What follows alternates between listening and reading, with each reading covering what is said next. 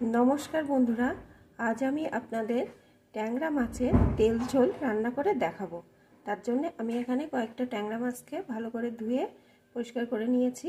एखन आमी एई टैंगरा माछगुलोर भितरे प्रथमे दिये देब एकटु लवण,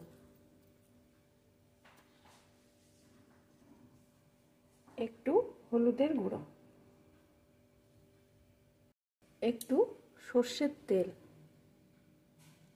এখন ভালো করে মাখিয়ে নেব। সরষের তেলটা দিলাম কারণ আঁশছাড়া মাছ ভাজতে গেলে ফোটে, সরষের তেলটা দেওয়ার জন্য মাছটি ফুটবে না। সব মাখিয়ে নিয়েছি, এখন আসুন দেখতে থাকুন আমি কেমন করে রান্নাটা করছি। প্রথমে আমি মাছগুলো ভেজে নেব। তার জন্য আমি এখানে একটা কড়াইতে সরষের তেল বসিয়ে দিয়েছি। তেলটা গরম হয়ে গেছে, এখন এর ভিতরে দিয়ে দেব একটু হলুদের গুঁড়ো। এটা দিলেও মাছটা ফুটবে না। এখন মাছগুলোকে এর ভিতরে দিয়ে ভেজে নেব।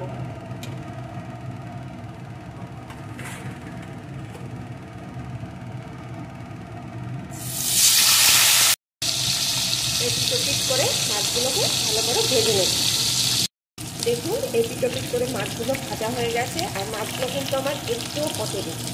আপনারা যে কোনো আঁশছাড়া মাছ ভাজার আগে লবণ হলুদের সাথে একটু কাঁচা সরষের তেল মাখিয়ে নেবেন, আর যে তেলে ভাজবে সেই তেলের ভিতরে একটু হলুদের গুঁড়ো দিয়ে দেবেন। দেখবেন একটুও ফুটবে না এবং ভালোভাবে আপনারা মাছগুলো ভাজতে পারবেন।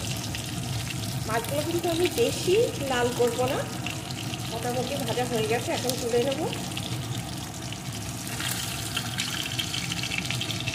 মাছ ভাজা তুলে নিয়েছি, এখন ওই তেলের ভিতরে দিয়ে দেবো একটা শুকনো লঙ্কা।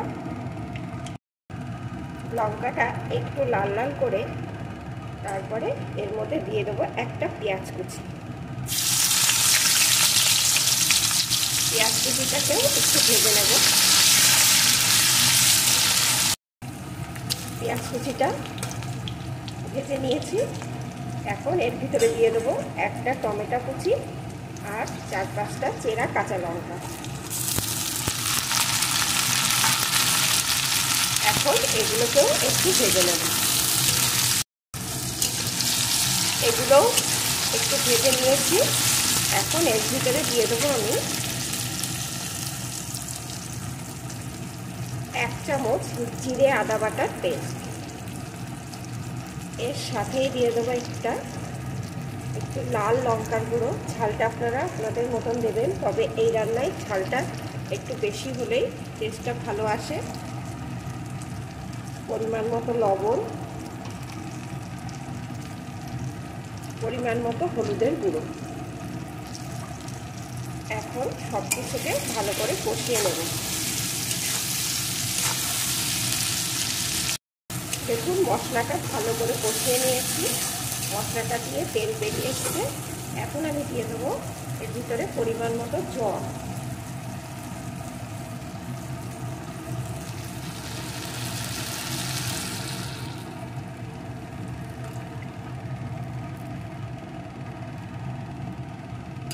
একটু নাড়িয়ে দেবো। এখন ফুটে ওঠা পর্যন্ত অপেক্ষা করব। ঝোলটা দেখুন ভালো মতন ফুটছে। এখন আমি ওই ভাজা ট্যাংরা মাছগুলো এর ভিতরে দিয়ে দেবো।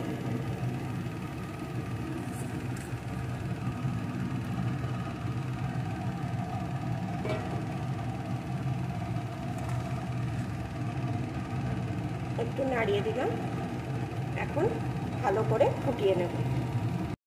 দেখুন এটা ভালো করে ফুটিয়ে নিয়েছি, ঝোলটা অনেকটাই ঘন হয়ে গেছে, মাছটাও ভালো মতন রান্না হয়ে গেছে।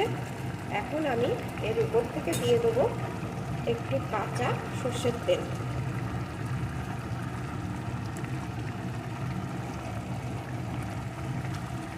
দিয়ে আবার একটু নাড়িয়ে নেব। এখন আমার রেডি হয়ে গেছে ট্যাংরা মাছের তেল ঝাল। আমি এটা নামিয়ে নেব।